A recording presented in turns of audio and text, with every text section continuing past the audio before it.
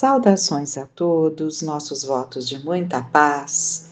Sejam todos muito bem-vindos a mais uma terça-feira em que buscamos estudar a educação do espírito à luz do Consolador. Estamos vendo, sempre procurando buscar apontamentos que nos auxiliem numa compreensão maior, para que consigamos realmente aproveitar a encarnação, aproveitar esse tempo presente, que é o maior presente de Deus, que é a nossa encarnação atual, e agora é a nossa hora, agora é a nossa oportunidade. Estamos vendo, então, no livro Depois da Morte, de Leon Denis, um livro muito, muito, muito importante, de grande aprendizado, que nos leva a muitas reflexões. Aliás, foi o livro que operou em Eurípides Barçanufo a transformação dele, de católico devoto a tornar-se espírita, por compreender, por abraçar, por não duvidar daquilo que o Espiritismo vinha esclarecer. Então, foi depois da leitura do livro Depois da Morte. E nós estamos vendo um dos temas tão importantes deste livro, de Leon Denis, escrito por ele, não é psicografado, livro que ele deixou, o cristianismo. Estamos vendo toda a história do cristianismo, alguns pontos até dolorosos da história, mas é a história, a história humana. A história humana, temos que sempre entender que a história do homem, a história da humanidade, com seus erros, com seus acertos. E nós estamos num ponto, retomando um pouquinho, nada escapa à lei do progresso, e as religiões são como tudo mais. Então, as religiões são como tudo mais, então nada escapa à lei do progresso. Puderam corresponder às necessidades de uma época e de um estado social atrasados. Também temos que ter essa compreensão, não é? De um estado social atrasados. Porém, chega o tempo em que, encerradas nas suas fórmulas, como num círculo de ferro, devem resignar-se a morrer. É a situação do catolicismo. Eu sei que muitos podem estranhar, ele está dizendo isso, como outros tantos, até historiadores dizem, Mas se nós observarmos o que foi o catolicismo na história, nós vamos ver que realmente essa colocação morrer é compreensível, porque a religião em si sempre perdurará, porque sempre terá os seus adeptos, Mas, de certa forma, ela tem sido muito, muito perdendo o seu papel de relevância por outras que chegam, nem sempre com propostas tão, como que eu diria, assim, de renovação, Mas com propostas que para o estado social, para o momento que vivemos, alcançam o interesse dos seguidores, Então, sempre revelando o estado social de uma época. Então, podemos sim compreender essa situação do catolicismo. Os bancos do catolicismo, embora nós vejamos ainda muitos católicos, mas não é como antes. A frequência, Então, é isso. Mas isso é o que está se dando e vamos analisando. O importante é o que a gente sempre frisa, buscarmos o melhor, ou seja, aquilo que fala ao nosso coração. É importante frisar isso para que nós vemos algumas religiões que têm como proposta trazer prosélitos. O que é trazer prosélitos? Seguidores, E são até muitas vezes invasivos, enfim. Mas nós sabemos que o propósito da doutrina espírita não é trazer prosélitos, é alcançar aquele que está em busca, é alcançar aquele que não tem ou que não tem nenhuma religião propriamente dita, ou que esteja em busca, que aquela que professou, que professa, não está alcançando, correspondendo às suas expectativas. E é muito importante que nenhum espírita se coloque como a religião dos escolhidos, né? De modo algum. Então, como é importante nós desenvolvermos o bom senso. O que diferencia cada um de nós, e Jesus deixou claro, são as obras. Cada um será reconhecido pelas suas obras, não pela religião que professa. Acho importante de vez em quando falarmos isso até para nós mesmos, né? Porque a tendência humana é a vaidade, até da religião escolhida, achando que é a preferida de Deus ou coisa assim, né?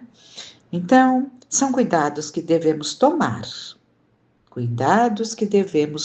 Mas continuemos aqui. Mas nem por isso, aliás, deixe-me voltar sobre o catolicismo, né? Que devem resignar-se a morrer. É a situação do catolicismo. Tendo dado à história tudo que lhe podia oferecer e tornando-se impotente para fecundar o espírito humano, este o abandona. E em sua marcha incessante, adianta-se para concepções mais vastas e elevadas. Mas nem por isso perecerá a ideia cristã, porque nós não podemos, deixe-me acabar de ler, mas nem por isso perecerá a ideia cristã. Esta somente se transformará para reaparecer sob forma nova e mais depurada.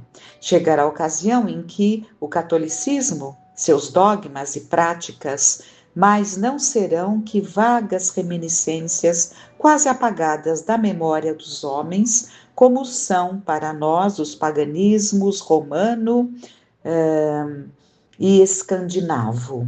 A grande figura do crucificado dominará os séculos, e 3 coisas subsistirão do seu ensino por serem a expressão da verdade eterna: a unidade de Deus, a imortalidade da alma e a fraternidade humana. Muito bom.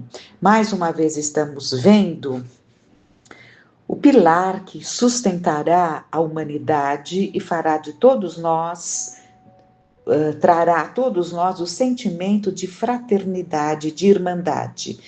É a unidade de Deus, todos reconheceremos um Pai único, a imortalidade da alma e a fraternidade humana, que é o bem-querer entre todos. Esta é a base, este é o pilar.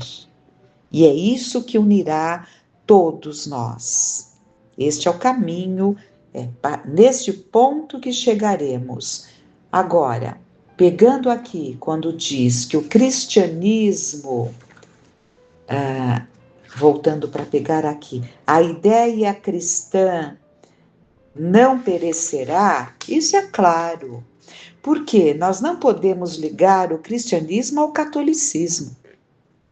Às vezes, a falta de dados ou até a falta de interesse nosso, nós podemos entender que o catolicismo foi deixado por Jesus, porque como ele nasceu lá atrás, nos primeiros séculos da vinda de Jesus, pode-se ter a ideia de que o catolicismo foi deixado por Jesus. Jesus não deixou nenhuma religião. Ele veio nos mostrar o caminho do amor. O Cristo de Deus, chamado Jesus, nesta encarnação, veio nos trazer o amor, nos ensinar a amarmos uns aos outros. Este foi o caminho que ele abriu, o caminho para chegarmos a Deus. Mas ele não estabeleceu nenhuma religião. As religiões foram estabelecidas pelos homens.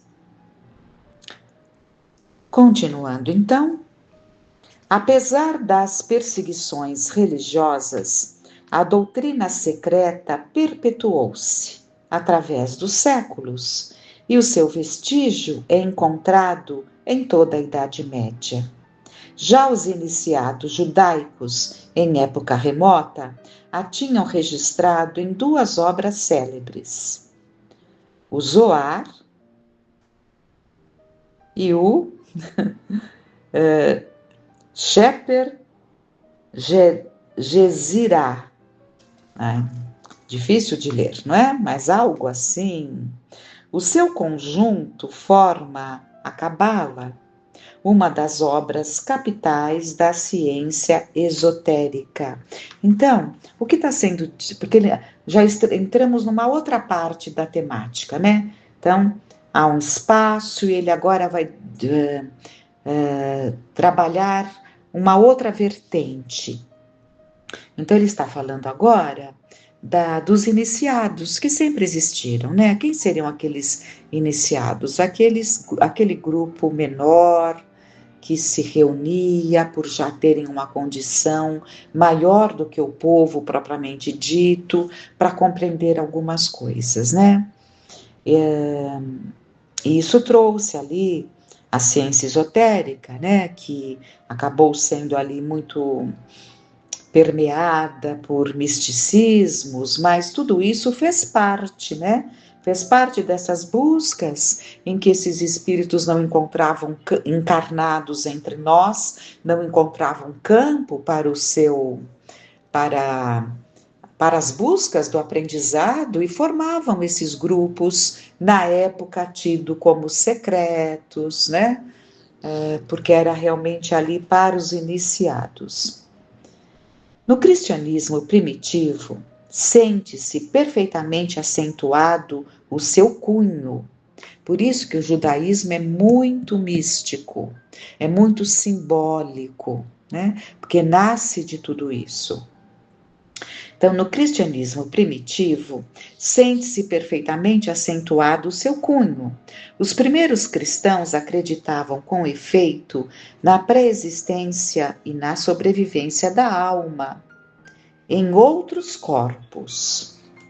Então, os primeiros cristãos, porque depois houve uma desvirtuação, né? Mas os primeiros cristãos acreditavam com efeito na pré-existência da alma, ou seja, anterioridade da alma, contrariando muitas religiões, inclusive o catolicismo, que entende que a alma é criada para animar aquele corpo, quando começa ali a concepção, não é? Quando se dá a concepção, e começa o desenvolvimento ali, daquela gestação. Então, contrariamente a esse entendimento, os primeiros cristãos sabiam da anterioridade da alma, né? Sabiam da anterioridade da alma, na pré-existência e na sobrevivência da alma em outros corpos, ou seja, a reencarnação, como já vimos a propósito das perguntas feitas a Jesus sobre João Batista e Elias, e também da que os apóstolos fizeram relativamente ao cego de nascença, que parecia ter atraído esta punição por pecados cometidos antes de nascer. A ideia da reencarnação estava espalhada por tal forma entre o povo judeu que o historiador Joséfo censurou os fariseus do seu tempo por não admitirem a transfiguração das almas, senão entre pessoas de bem. Os cristãos entregavam-se às evocações e comunicavam-se com os espíritos dos mortos. Encontram-se nos Atos dos Apóstolos numerosas indicações sobre este ponto. São Paulo, né, como se diz, em sua primeira epístola aos Coríntios, descreve sob o nome de dons espirituais todas as espécies de mediunidade. Ele se declara instruído diretamente pelo Espírito de Jesus na verdade evangélica. Então, tudo era muito claro para os primeiros cristãos, realmente cristãos, né? Quando ele fala aqui do historiador que acabamos de ler, o historiador Joséfo censurou os fariseus do seu tempo por não admitirem a transmigração das almas entre as pessoas, senão entre as pessoas de bem, porque já naquela época, enquanto o Cristo estava aqui, naqueles primeiros tempos, os fariseus já estavam deturpando essa concepção, dizendo que essa reencarnação era compreendida para os espíritos muito bons, como João Batista, né, profetas. Então, estavam levando para este lado. Por isso que tem esta nota desse historiador que questionava essa leitura dos fariseus da época, né? Sabemos, né, a postura, o entendimento dos fariseus e o quanto Jesus chamou-os à verdade, né? Inclusive, quantas vezes referindo-se a eles como hipócritas, né? Continuando, então, atribuíam-se algumas vezes essas inspirações aos maus espíritos, aos quais certas pessoas chamavam espíritos de Piton. Meus bem-amados, dizia João Evangelista, não acrediteis em qualquer espírito, mas vede se os espíritos são de Deus. Temos que entender aqui, né, as linguagens. Por quê? Quando João, o evangelista, que é o João, né, jovenzinho ali aos tempos de Jesus, que desencarnou tão idoso, que ficou exilado na ilha de Patmos e que escreveu o evangelho já bem mais idoso, né? O último evangelho é dele, de João. Ele traz essa colocação, né? Verificai se o Espírito é de Deus. Se os Espíritos são de Deus, é claro que as traduções ficam complicadas, nós temos que saber entender. Na verdade, o sentido é se o Espírito vem em nome de Deus, porque de Deus todos somos, todos. Não há um sequer que não tenha sido criado por Deus, nas mesmas condições, na simplicidade do início de uma caminhada. Então, Deus criou a todos nas mesmas condições, simples e ignorantes entendendo bem, no sentido de que, contudo, ainda a aprender no seu desenvolvimento através dos séculos. Né? Então, entendendo essa colocação, que perfeita, porque ainda há muitos de nós, o Espírito falou, o Espírito falou. Ora, espíritos falam tanto quanto os homens, coisas boas e coisas absurdas, com intenção ou sem intenção. O fato é que tudo precisa ser analisado, verificado se esse espírito vem em nome de Deus, a intenção desse espírito. Continuando. Durante vários séculos estiveram em uso as práticas espíritas. Quase todos os filósofos de Alexandria, Filon, Amônio Sacas, Piotino, Porfírio, Arnóbio, se dizem inspirados por gênios superiores. São Gregório, taumaturgo, recebe os símbolos da fé do espírito de São João. A escola de Alexandria resplandecia então com a mais viva claridade, pois todas as grandes correntes do pensamento pareciam aí convergir e se confundir. Essa célebre escola havia produzido uma pleiade de espíritos brilhantes que se esforçavam por fundir a filosofia de Pitágoras e de Platão com as tradições da cabala judaica e com os princípios do cristianismo. Esperavam assim formar uma doutrina definitiva de largas e poderosas perspectivas, uma religião universal e morredoura. Era esse o sonho de Fílon. Como Sócrates, este grande pensador teve um espírito familiar que o assistia, inspirava e fazia escrever durante o sono. Também sucedia o mesmo com Amônios e Plotino, os quais, diz Porfiro, eram inspirados por gênios. Não os que são chamados demônios, mas sim os que são designados como deuses. Plotino escreveu um livro sobre os espíritos familiares. Como esses filósofos, Jâmblico também era versado na teurgia e comunicava-se com o mundo invisível. De todos os campeões do cristianismo esotérico, Orígenes é o mais conhecido. Esse homem de gênio, que se tornou um grande filósofo e um santo, estabeleceu nas suas obras que a desigualdade dos seres é consequência dos seus méritos diversos. As únicas penas conformes à bondade e à justiça divinas são, diz ele, as penas medicinais, as que têm por efeito a purificação progressiva das almas nas séries das existências, antes de merecerem admissão no céu. Entre os padres da Igreja, muitos participavam dessas opiniões e apoiavam-se nas revelações dos espíritos aos profetas ou médiuns.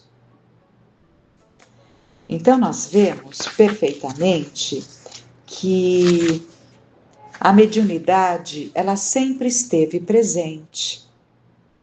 Médiuns intuitivos, médiuns com uma sensibilidade mais apurada a ponto de interagir com os espíritos, sempre houve encarnados com essas condições.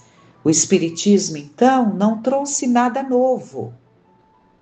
Ele veio clarear, ele veio desvendar um véu da obscuridade, porque no passar do tempo essas coisas foram sendo abafadas, até o próprio cristianismo nascente, como nós vimos, que havia esse lidar com os espíritos, como o espiritismo é a revivência daqueles cristãos primitivos, mas com o passar do tempo, esses espíritos mais preparados deixaram de encarnar em número mais elevado, né?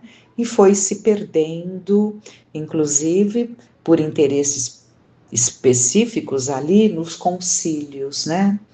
Então, por isso que vem o espiritismo reviver aquilo que já estava mais do que suficiente. Então, se nós pararmos para refletir, por que nós precisamos da terceira revelação?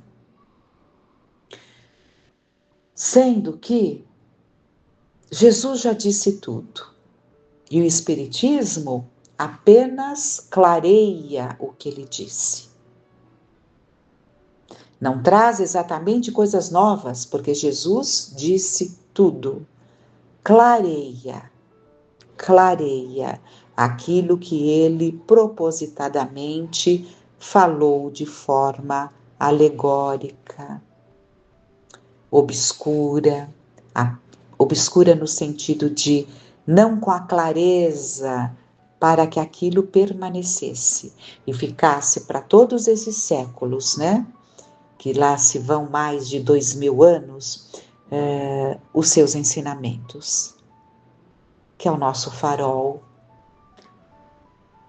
que é o nosso guia, e é isso que nós temos que focar. Como é importante compreendermos a importância da nossa encarnação presente, porque se não for agora, nós que estamos lendo, ouvindo, participando de todo esse aprendizado, se não for agora, quando será? Quando será? 3 revelações já tivemos. A primeira, Moisés, abre o caminho, pedra angular, que sustentou, né, para a vinda do Cristo, que infelizmente nós humanos ainda não foi suficiente. Ele já alertou que viria o Consolador clarear tudo o que ele tinha dito. Então, que nós vamos aguardar mais? Reflitamos muito e entendamos que o objetivo desse clarear é para que partamos para as ações. E não existe outra forma do que levantarmos a bandeira da caridade. Fora da caridade não há salvação. Começando com a forma como nós tratamos aquele que está ao nosso lado. Reflitamos muito, com muita gratidão, com muita confiança, que fiquemos em paz.